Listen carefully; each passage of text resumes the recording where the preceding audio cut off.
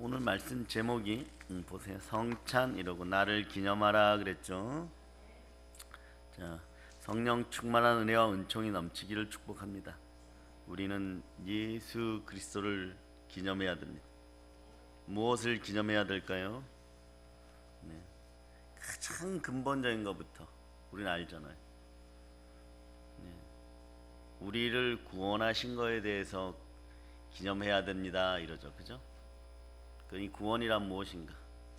우리 삶에 구원은 어떻게 왔는가? 구원은 언제부터 예시되어 있었는가? 창세기를 한번 펼쳐보세요. 성경의 제일 앞머리 창세기 1장 보면 이제 6일간의 천지 창조 이후에 7일째 안식이 나오는데, 자, 여러분한테 먼저 질문합니다. 교회를 다니거나 안 다니거나 이건 좀 알아요. 해와 달은 몇째 날에 창조되었습니까? 지금이니까 이제 넷째 날이라죠. 그럼 한번 성경을 읽어봅니다. 창세기 1장 2절로부터 5절까지 여러분이 합독해 보세요. 땅이 혼돈하고 공허하며 흑암이 깊음 위에 있고 하나님의 영은 수면 위에 운행하시니라. 하나님이 이르시되 빛이 있으라 하시니 빛이 있었고 빛이 하나님이 보시기에 좋았더라. 하나님이 빛과 어둠을 나누사 하나님이 빛을 낮이라 부르시고 어둠을 밤이라 부르시니라. 저녁이 되고 아침이 되니 이는 첫째 날이니라. 아멘 할렐루야. 이 첫째 날에 한번 외쳐보세요. 빛이 있으라. 빛이 있으라 하니까 여기 위에 2절에 보니까 혼돈, 공허, 흑암이 있었는데 빛이 있으니까 빛은 어둠으로 물러가고, 빛과 어둠이 나뉘어져 버립니다. 그럼 이 빛은 뭡니까? 여기 이렇게 보세요. 1장에 보면 15절부터 19절까지도 한번 읽어주세요. 19절까지 시작. 또 광명체들이 하늘의 궁창에 있어 땅을 비추라 하시니 그대로 되니라. 하나님이 두 큰 광명체를 만드사 큰 광명체로 낮을 주관하게 하시고 작은 광명체로 밤을 주관하게 하시며 또 별들을 만드시고 하나님이 그것들을 하늘의 궁창에 두어 땅을 비추게 하시며 낮과 밤을 주관하게 하시고 빛과 어둠을 나누게 하시니 하나님이 보시기에 좋았더라. 저녁이 되고 아침이 되니 이는 넷째 날이니라. 아멘 할렐루야. 이렇게 보니까 여기에 이제 두 강명체 해와 달은 넷째 날에 만들어졌습니다. 그럼 이 첫째 날의 이 빛은 창세기, 출애굽기, 레위기, 민수기, 신명기를 모세오경이라고 하는데, 모세가 썼다고 해서 모세오경이라고 합니다. 그런데 이것을 이제 신약 성경에서 가장 잘 계시적으로 잘 풀어낸 사람이 사도 바울이에요. 그럼 이 빛이 무엇인지를 알려주는 것이. 자, 여러분 성경 이렇게 뒤에 보면 신약 성경, 고린도후서 4장 289페이지. 고린도후서 4장 289페이지 찾으셨죠? 네. 자, 여러분 4장 그 중에서 6절을 읽어주세요. 어두운 데에 빛이 비치라 말씀하셨던 그 하나님께서 예수 그리스도의 얼굴에 있는 하나님의 영광을 아는 빛을 우리 마음에 비추셨느니라. 자, 빛이 있으라. 흑암 가운데 빛이 있으라. 이 말씀하셨던 아버지 하나님께서 예수 그리스도의 얼굴에 있는 하나님의 영광을 아는 빛, 이 빛을 우리 마음에 비춰주셨다. 자, 흑암 가운데 생명빛이 다가온 거예요. 예수 그리스도께서 오신 거예요. 요한복음 1장에서는 이걸 잘 설명해 놓고 있어요. 한 구절만 더 봅니다. 요한복음 1장 9절로. 요한복음 찾기 쉬워요. 네 번째 있습니다. 요한복음, 누가복음 다음에 요한복음이죠. 1장. 1장. 신약성경 142페이지 1장 9절. 자, 여러분들이 읽어주세요. 참 빛 곧 세상에 와서 각 사람에게 비추는 빛이 있었나니. 아멘 할렐루야. 바로 그 빛이 바로 태초의 첫째 날에 우리에게 왔습니다. 바로 복음적으로 얘기하면 예수 그리스도께서 성육신하셔서 우리에게 오셨고, 그 온 우주를 덮고도 남는 생명의 빛이 첫날에 흑암 가운데 역사하셨어요. 그래서 넷째 날에 만드신 해와 달은 그 빛에 비하면, 하나님의 영광의 빛에 비하면 아무것도 아닌 작은 피조물일 뿐입니다. 근데 그보다 더 강력한 것은요, 예수 그리스도는 처음과 끝이에요. 시작과 마침이죠. 알파와 오메가예요.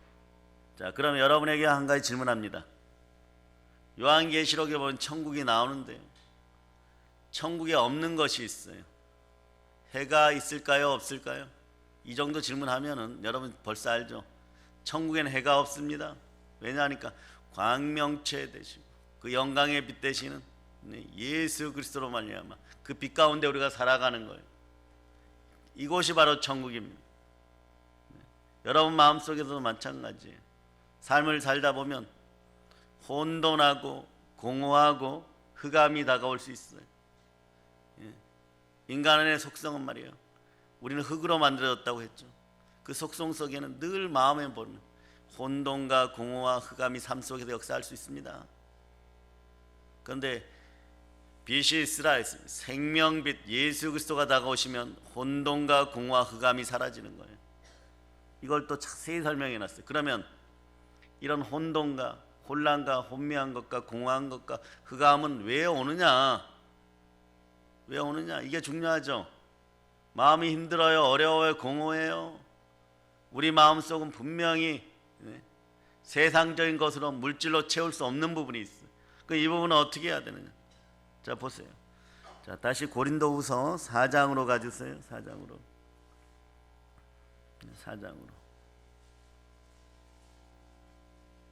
고린도후서 4장으로. 자, 4장으로 가셔가지고 4장 4절을 읽어보세요.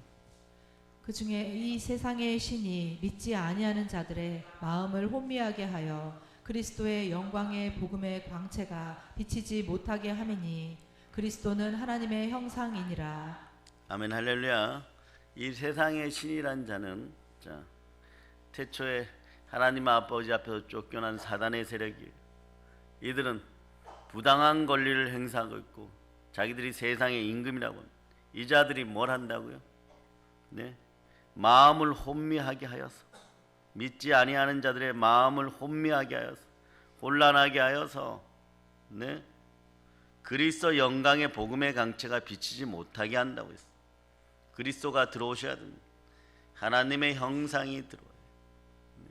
하나님의 꿈 중에 하나가 우리 속에 들어오셔서 하나님의 형상을 회복시켜줍니다. 하나님의 형상이 회복되면 혼돈과 공허와 흑암이 사라지고 영혼이 잘된 같이 범사가 잘된 의와 희락과 평강이 넘치는 그런 삶이 이어지는 거예요. 하나님 나라가 이루어지는 것입니다. 그 삶을 방해하는 거예요, 여러분. 그런 모든 것들이 떠나감을 선포합니다. 자, 그러면 왜 우리 마음속에 혼돈과 공허와 흑암이 생겨났을까요? 대체 에덴 동산 그 자체 이름이 기쁨인 거예요. 그 기쁨의 삶인 거예요, 여러분.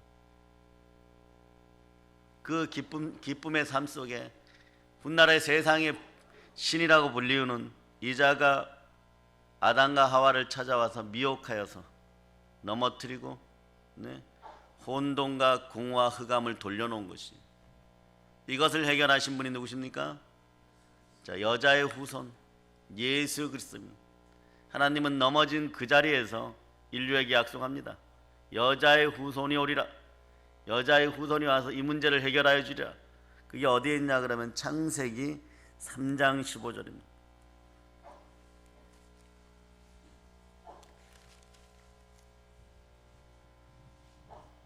창세기 3장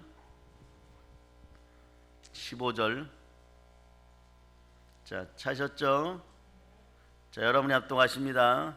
내가 너로 여자와 원수가 되게 하고 내 후손도 여자의 후손과 원수가 되게 하리니 여자의 후손은 내 머리를 상하게 할 것이요 너는 그의 발꿈치를 상하게 할 것이라 하시고. 여기 여자의 후손은 우린 전부 남자의 후손이에요. 아버지 허리에 있다가 어머니의 배를 통해서 태어났습니다. 이분은 성령으로 잉태되어서, 자, 복음의 처음은 네, 탄생이에요, 여러분. 성육신 탄생이라 그러죠. 네, 성령으로 잉태되어서 마리아 어머니 몸속에 들어가서, 네, 그리고 이 땅에 아기 예수로 오신 것, 이게 성육신 탄생이에요. 세상의 모든 신들은 말이에요, 하늘 꼭대기에 있어요. 올라오라 그럽니다. 에베레스트 등산하듯이 올라오라 그럽니다. 여기까지 올라올 일이 없어요. 거의 올라가지 못합니다. 그 천국은 영원한 거예요. 천당은 영원한 거예요. 그러다 보니까 막 자기 힘으로 무엇을 하려고 하다 보니까 다 무너집니다. 우리 하나님은요, 그 몸을 낮추시고 아버지 하나님께 죽기까지 복종하시고 성자 하나님이 인간이 되셔서 산 밑으로 내려오셨어요. 이것이 기독교예요. 그리고 여러분의 손을 붙잡고 여러분의 눈에 맞추어서 여러분을 안아주십니다. 자기 목숨까지 내놓으시고 우리를 구원하십니다. 그럴 때 우리 속에서 구원이 임하게 되는 거예요. 이것이 혼돈과 공허와 흑암의 세력이 떠나고, 아무리 별의별 짓을 다 하여도 인간의 마음 한쪽은 비어있게 되어 있어. 혼돈은 어떻게 사라질까요? 자, 여러분이 아시는 구절이지만 고린도전서 13장 13절에 보면 그런즉 믿음, 소망, 사랑 이 세 가지는 항상 있을 것인데 그 중에 제일은 사랑이라.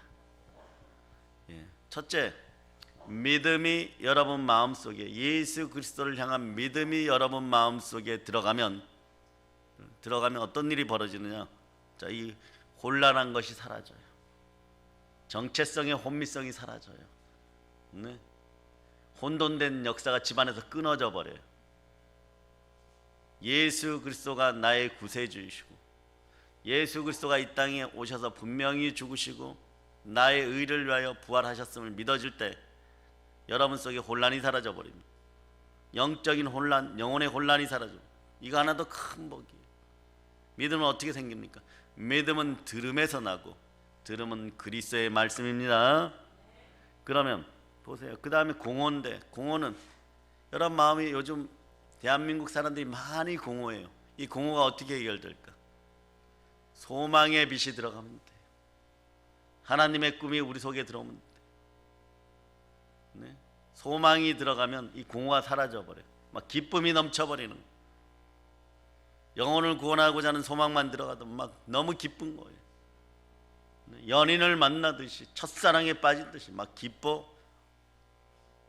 노예 여자 술람미가 솔로몬 왕과 막 사랑에 빠지는 것처럼 막 기뻐버려요. 내일 만날 소망이 있어 너무 기쁜 거예요, 여러분. 뭐 다른 게 필요 없어요, 여러분. 흑암은요, 어둠의 정체들은 사랑의 빛으로, 사랑은 율법의 완성이니라. 오늘 성찬이 사실 그런 의미예요, 여러분. 네?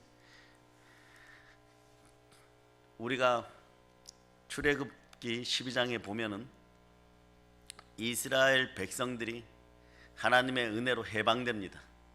그 애굽을 떠난다, 이집트를 떠난다, 이런 말로 출애굽이라 그러죠. 네? 탈출한다. 어디에서? 노예 생활에서 탈출한다. 네? 종살이에서 탈출한다. 해방받는다. 이게 출애굽이에요. 그런데 출애굽의 밤에 말이에요, 역시 예수 그리스도의 모형이 역사합니다. 하나님의 사랑이 역사합니다. 하나님의 은혜가 역사합니다. 네? 처음에 나일강을 하나님의 피로 물들이고 모세 보고 파라오죠. 이집트의 파라오. 성경에서는 바로라 그러는데 바로가 파라오예요. 이집트의 왕입니다. 그에게 가가지고, 자, 우리가 하나님을 경배하기 위해서 산에 가서 예배드리죠. 예배드리기 위해서 잠깐 갔다 오기, 거기부터 막아서는 거예요. 10가지 재앙을 내립니다. 자, 마지막 9번째 재앙이 흑암이에요. 자, 의미가 있죠. 흑암이에요. 그런데 거기에 생명의 빛이 함께합니다. 그 밤에 하나님이 뭐라고 얘기하시냐 그러면, 네? 모든 이집트 사람들이 가지고 있는 물건들을 파악하게 만들어요. 왜 파악하게 만드느냐? 430년 전에 말입니다. 그들의 조상 아브라함이 이 땅을 어쨌거나 돈 주고 사요. 가나안이라는 그 땅을 돈 주고 삽니다. 거기로 돌아오게 할 때 자, 여러분 430년 동안 집안이 노예 생활했어요. 그것도 세경도 받지 못하는 노예 생활을 했어요. 어떻게 부자가 될까요? 어떻게 부자가 될까요? 다른 사람이 가진 걸 가지고 나오는 수밖에 없는 거예요. 하나님은 그 밤에 3일을 주시는데, 흑암의 밤을 3일을 주시는데 3일간 그 어둠 속에서 이스라엘 사람들은 눈이 밝아져서 그 어둠 속을 마음대로 다닐 수가 있는데, 이집트 사람들은 전부 잠들어 버려요. 애굽의 사람들은 잠벌레에게 물린 것처럼 3일 내내 자게 됩니다. 그 가정 중에 어디에 무엇인지 정확하게 파악돼요. 그런 다음에 하나님이 애굽 전체를 벌하시고 애굽의 신들을 벌하는 장면이 나오는데, 그게 뭐냐? 장자들의 죽음이에요. 네? 자, 한번 보도록 합니다. 출애굽기, 구약성, 창세기 출애굽기 되어 있죠. 구약성경 출애굽기 12장. 네. 여러분의 성경 99페이지예요. 출애굽기 12장. 자, 12절 13절을 한번 읽어주세요. 12절 13절. 자, 여러분 읽어주세요.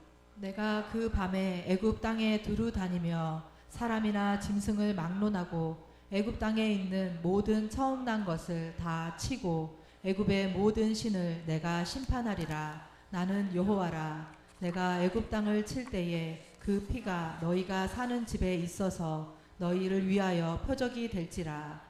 내가 피를 볼 때에 너희를 넘어가리니 재앙이 너희에게 내려 멸하지 아니하리라. 예, 자 보세요. 내가 피를 볼 때 너희를 넘어가리니. 이 피는 1년 된 수양의 어린 피예요. 어린 양의 피예요. 이 피는 예수 그리스도가 십자가에서 몸짓고 피 흘리는 것을 상징합니다. 자, 여러분 마음에도 보면요, 그 피가 흘러 넘치기를 바랍니다. 하나님은 여러분을 어디까지 높여주셨냐 그러면, 네, 구원하시고 여러분 마음이 하나님의 성전이라고 부르는, 너희는 알지 못하느냐, 너희 마음이 하나님의 성전이, 그 성전 좌우 문설주와 임방에다가 예수 피를 바르라고 하는 거예요. 네. 그 위에 출애굽기 12장 7절 한번 읽어보세요. 그 피를 양을 먹을 집 좌우 문설주와 임방에 바르고. 예, 그 피로 양을 먹을 집 문 좌우 설주와 임방에 바르라. 여러분 마음에는 예수 피가 흐르고 있습니까? 예, 그럼 그 어떤 죽음도 틈타지 못합니다. 네. 그 밤에 애굽에 믿지 아니하는 자들의 집안의 모든 장자들의 목을 치시고, 그러니까 어떻게 되는 거예요? 무조건 항복인 거예요, 여러분. 무조건 항복인 거예요. 끔찍하다. 너희가 더 있다가는 이집트 전체가 망할 판이니까 얼른 나가라고 얘기합니다. 그래, 그때 노인과 아이들이 먼저 나오는데 특이한 장면이 있어요. 군대처럼 걸어서 나오는데, 바로 이 밤에 예수 피를 상징하는 어린 양의 피 안에 있었던 이 백성들이, 아픈 자는 치유되었어요. 중풍병자는 치유되었어요. 걷지 못하는 자는 치유되었어요. 모두가 군대처럼 걸어서 나옵니다. 노인과 아이들 부대가 먼저 나오고, 그 다음에 맨 마지막 60만 전투부대 장정의 부대가 걸어 나오는 거예요. 한 민족을 이뤄서 나오는데, 그들의 손은 나중에 증명되지만 하나님을 경배하는 성막을 지을 때 성막 지을 물품들을 좀 가지고 오라는 거예요. 그들은 그 하나님을 만나기 위해서 물품을 들고 나오는데, 노예들이 가지고 나올 수 있는 물품들이 아니에요. 막 산더미처럼 막 쌓이기 시작합니다. 각종 보물들이 산더미처럼 쌓여요. 그러니까 모세가 뭐라고 얘기하냐, 이제 그만 가져와라. 도대체 관리할 방법이 없다. 이 정도면 충분하다. 그래서 지어지는 것이 성막이에요, 여러분. 네. 내가 피를 볼 때 너희를 넘어가리니. 여러분의 마음속으로 지금 꺼리는 것들이 있어요. 자범죄, 고범죄 때문에 힘들 수도 있어요. 그러나 여러분의 마음속에 예수를 향한 믿음이 있을 때, 바로 예수 그리스도의 피로 구원받았다는 걸 믿음이 있을 때, 이런 혼돈이 사라지고 공허가 사라지고 흑암이 사라집니다. 그 밤에 나와서 출애굽하였던 그것을 기념하여 우리는 유월절이라고 합니다. 내가 피를 볼 때 너희를 넘어가니 재앙이 너희에게서 내려 멸하지 아니라. 재앙에서 멸망받지 않은 것을, 죽음에서 멸망받지 않은 것을, 그 그 일을 이루시니 위대한 예수 그리스도를 우리는 기념해야 되는 것입니다. 그것을 기념하는 그 아름다운 행사가 바로 성만찬 예배인 거예요. 저희는 매월 첫 주에 성만찬 예배를 드리죠.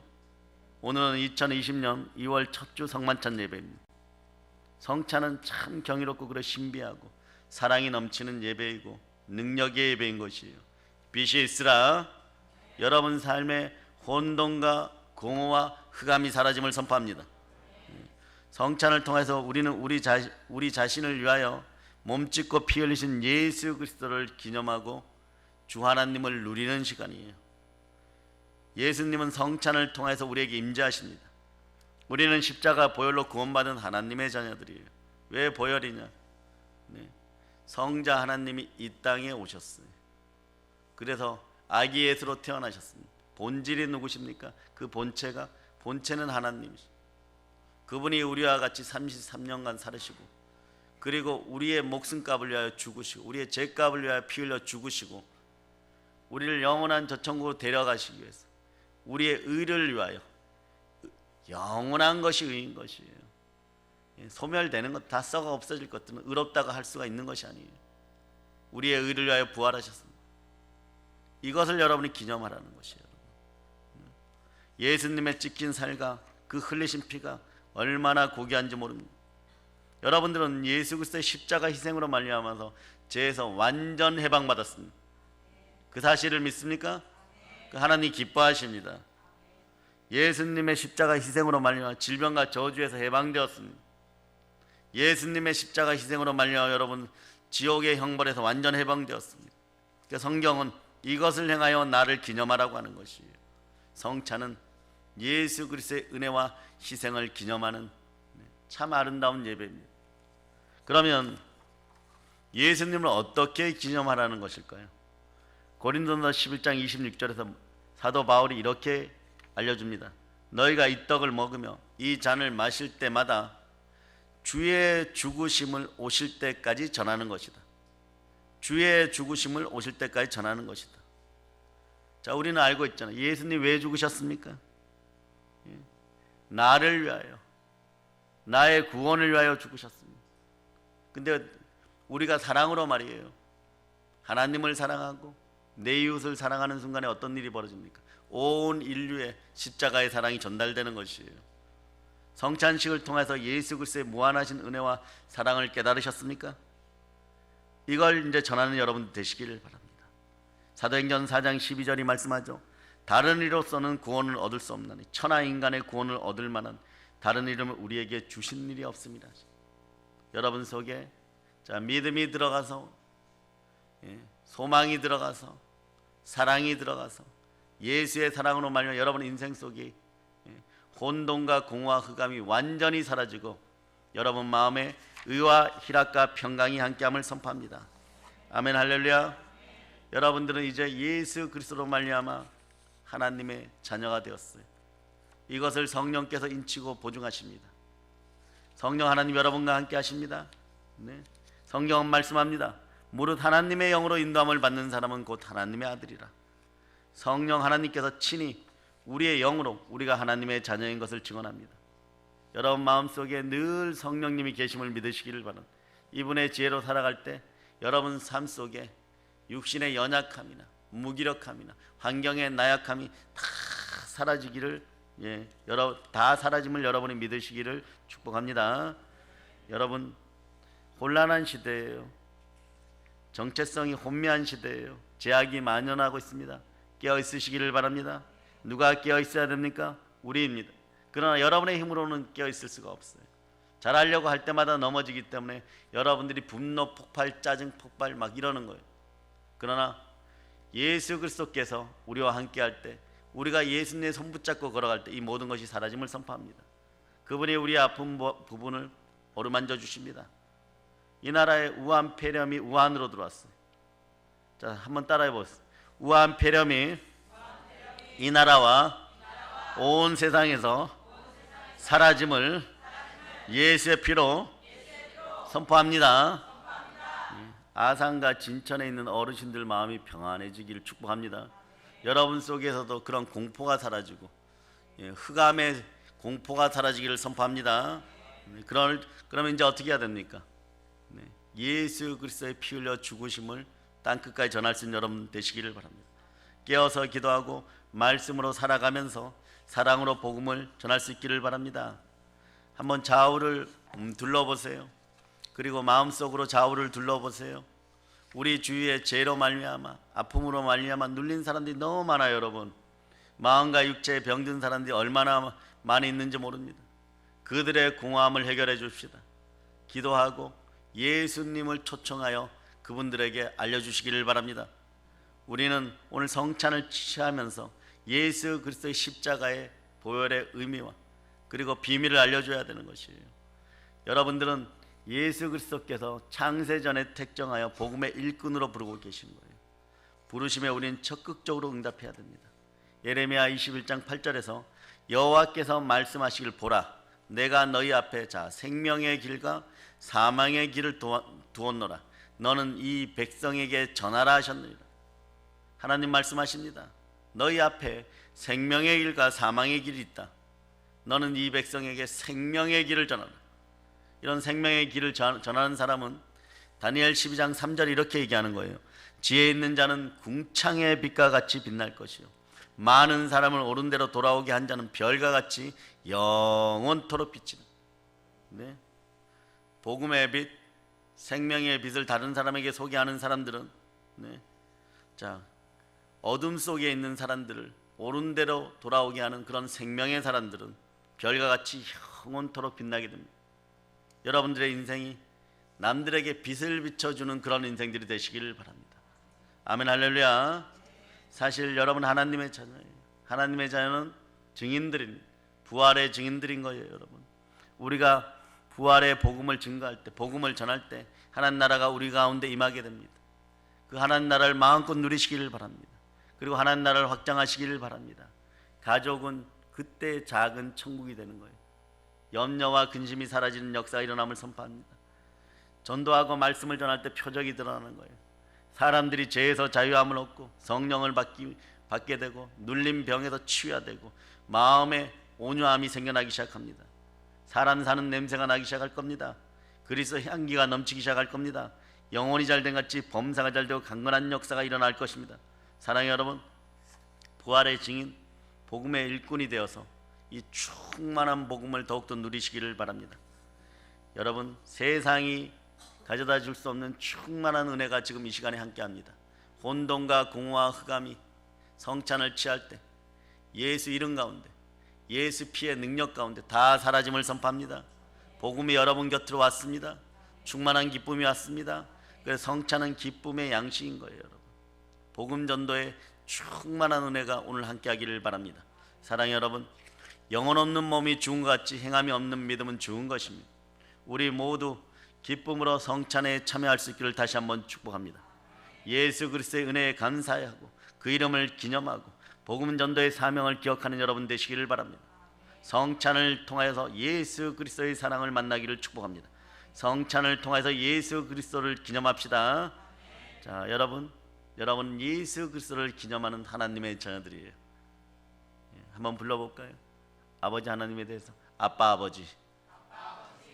이 위치, 죄인과 폐역의 위치에서 늘 흑암과 공허와 혼돈의 역사 속에서 그리고 불안해서 두려움 가운데 죽어갈 수밖에 없었던 그 인생 80년을 아무리 열심히 살아도 내가 좋은 곳에 갈까 나쁜 곳에 갈까 그 확신도 없이 죽어가던 그 인생들, 그러다 보니 인생 자체가